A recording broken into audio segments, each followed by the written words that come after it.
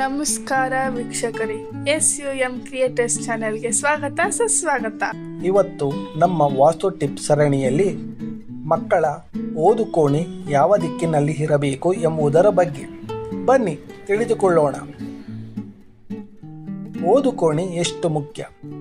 ಮಕ್ಕಳ ಬೆಳವಣಿಗೆಗೆ, ಮನಸ್ಸಿನ ಏಕಾಗ್ರತೆಗೆ, ಮೆದುಳಿನ ಚುರುಕುತನಕ್ಕೆ, ವಿದ್ಯಾಭ್ಯಾಸದಲ್ಲಿ ಯಶಸ್ಸು ಕಾಣುವುದಕ್ಕೆ ಇವು ಎಲ್ಲವೂ ಒಂದು ಕೋಣೆಯ ಶಕ್ತಿಗೆ ಸಂಬಂಧಿಸಿವೆ. ಮಕ್ಕಳ ಓದು ಮನೆ ಸರಿಯಾದ ದಿಕ್ಕಿನಲ್ಲಿ ಇಲ್ಲದಿದ್ದರೆ ಏನಾಗುತ್ತದೆ? ಏಕಾಗ್ರತೆ ಕಡಿಮೆಯಾಗುತ್ತದೆ, ತಕ್ಷಣ ಬೇಸರ ಆಗುತ್ತದೆ, ಶಿಕ್ಷಣದಲ್ಲಿ ಹಿನ್ನಡೆ, ನೆನಪಿನ ಬಿಕ್ಕಟ್ಟು ಮುಂತಾದವುಗಳು ಉಂಟಾಗುತ್ತದೆ. ಓದು ಕೋಣೆ ಯಾವ ದಿಕ್ಕಿನಲ್ಲಿ ಇರಬೇಕು? ವಾಯುವ್ಯ ಅಥವಾ ಈಶಾನ್ಯ ದಿಕ್ಕು ಓದು ಮನೆಗೆ ಸೂಕ್ತ. ಈ ಎರಡು ದಿಕ್ಕುಗಳು ಮನುಷ್ಯನ ಮನಸ್ಸಿಗೆ ಶುದ್ಧತೆ, ಚುರುಕು, ಏಕಾಗ್ರತೆ ಹಾಗೂ ಜ್ಞಾನಶಕ್ತಿಯನ್ನು ನೀಡುತ್ತವೆ.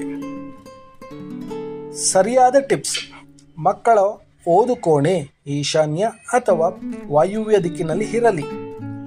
ಓದುವಾಗ ಮಕ್ಕಳು ಪೂರ್ವ ಅಥವಾ ಉತ್ತರ ದಿಕ್ಕಿಗೆ ಮುಖ ಮಾಡಿ ಕುಳಿತುಕೊಳ್ಳಲಿ. ಕೋಣೆಯಲ್ಲಿ ಬಹಳ ಬೆಳಕು, ವಿಶಾಲತೆ ಇರಲಿ. ಗೋಡೆಯ ಬಣ್ಣಗಳು ಹಳದಿ, ಲೈಟ್ ಗ್ರೀನ್ ಅಥವಾ ಸ್ಕೈ ಬ್ಲೂ ಇರಲಿ. ಇದು ಯಶಸ್ಸಿಗೆ, ನೆಮ್ಮದಿಗೆ ತರುತ್ತದೆ. ಪುಸ್ತಕಗಳು ಕೊಳಕಾಗಿರುವಂತಹಾಗಿರಬಾರದು. ಶುದ್ಧವಾದ ಶ್ರೇಣಿಯಾಗಿ ಇರಬೇಕು.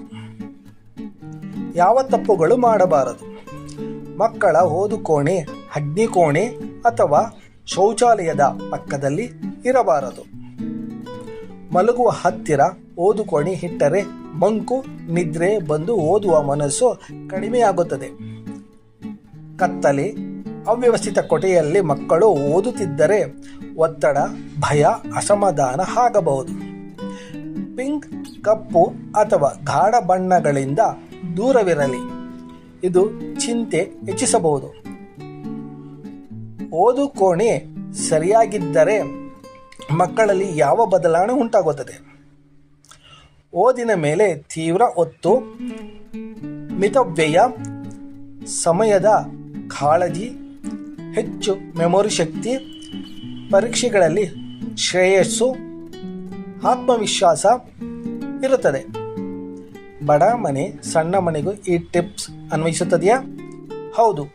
ನಿಮ್ಮ ಮನೆಯ ಯಾವುದೇ ಚಿಕ್ಕ ಕೋಣೆಯೊಂದನ್ನು ಅಥವಾ ಕಾರ್ನರನ್ನು ವಾಯುವ್ಯ ಈಶಾನ್ಯ ದಿಕ್ಕಿನಲ್ಲಿ ಓದು ಪ್ರದೇಶವನ್ನಾಗಿ ಮಾರ್ಪಡಿಸಬಹುದು. ಪುಟಾಣಿ ಮೇಜು, ಸಣ್ಣ ಲೈಟ್, ಪುಸ್ತಕಗಳ ಶೆಲ್ಫ್ ಇಟ್ಟು ಮಕ್ಕಳಿಗೆ ಹೊಸ ಶಕ್ತಿ ನೀಡಬಹುದು. ಕೊನೆಗೆ ನಿಮಗೆ ಪವರ್ಫುಲ್ ಟಿಪ್ಸ್: ಮಕ್ಕಳ ಓದು ಕೋಣೆಗೆ ದೇವಿಯ ಚಿತ್ರವೊಂದನ್ನು ಇರಿಸಿ. ಶಾರದಾ ದೇವಿಯ ಪ್ರತಿಮೆ ಇರಲಿ ಅಥವಾ ಸರ್ವಜ್ಞ ಸ್ವಾಮಿ ವಿವೇಕಾನಂದರ ಪ್ರತಿಮೆ ಇದ್ದರೆ ಅತ್ಯಂತ ಉತ್ತಮವಾಗಿ ಕಾಣುತ್ತದೆ. ಇದು ಓದಿಗೆ ಹೆಚ್ಚು ಪ್ರೇರಣೆ ತಾಣವಾಗುತ್ತದೆ. ಮುಂದೆ ಇನ್ನಷ್ಟು ವಾಸ್ತು ಟಿಪ್ಸ್ ಬರಲಿದೆ. ಮದುವೆ ತಡ ವಾಸ್ತು ಕಾರಣವೇ? ಹಣದ ಸಮಸ್ಯೆಗೆ ಶ್ರಮವಿಲ್ಲದ ಪರಿಹಾರಗಳು ಮುಂತಾದ ಟಿಪ್ಸ್ ಬರಲಿದೆ. ಈ ವಿಡಿಯೋ ನಿಮಗೆ ಉಪಯುಕ್ತವಾದರೆ ಲೈಕ್ ಮಾಡಿ, ಶೇರ್ ಮಾಡಿ ಮತ್ತು ಸಬ್ಸ್ಕ್ರೈಬ್ ಮಾಡಿ. ನಿಮ್ಮ ಮಕ್ಕಳ ಓದು ಕೋಣೆ ಪ್ಲಾನ್ ಅಥವಾ ಪ್ರಶ್ನೆ ಕಳಿಸಿ. ಉಚಿತ ಮಾರ್ಗದರ್ಶನ ತಕ್ಷಣ ಸಿಗುತ್ತದೆ. ಧನ್ಯವಾದಗಳು. ನಿಮ್ಮ ಮಕ್ಕಳು ವಿದ್ಯಾಭ್ಯಾಸದಲ್ಲಿ ಉನ್ನತಿ ಶ್ರೇಣಿಗೆ ಏರಲಿ.